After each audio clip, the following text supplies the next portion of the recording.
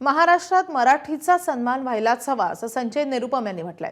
मराठी समजायला पाहिजे यात दुमत नाहीच। मराठी येत नसेल तर परमिट रद्द होईल यावर मात्र आक्षेप असल्याचं संजय निरुपम यांनी म्हटलंय। कुणाच्या उदरनिर्वाहावर आता संकट येऊ नये असे त्यांनी मत व्यक्त केलंय। संजय राऊतांनी आम्हाला महाराष्ट्र धर्म शिकू नये असे संजय निरुपम यांनी म्हटलंय। त्यांचा जो ऑटो चालक आहे त्यांच्यामध्ये एक भीती निर्माण झालेला आहे।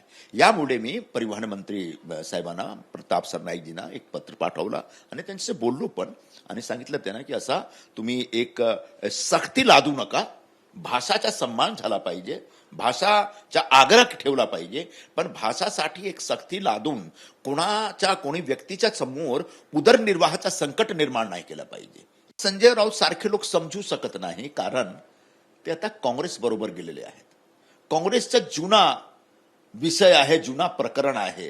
हा काँग्रेस जेव्हा संयुक्त महाराष्ट्र आंदोलन चालू होता तेव्हा मुंबई महाराष्ट्राचा हिस्सा नाही राहिला पाहिजे अशी भूमिका काँग्रेसची होती। असे भूमिका घेणारे काँग्रेस बरोबर आता उबाठाचे लोक आहेत, संजय राऊत सारखे लोक आहेत। तर आता आम्हाला तुम्ही महाराष्ट्र धर्म काय आहे, मराठी भाषाचा सन्मान काय याच्याबद्दल काहीही ज्ञान देऊ नका। एबीपी माझा, उघडा डोळे बघा नीट।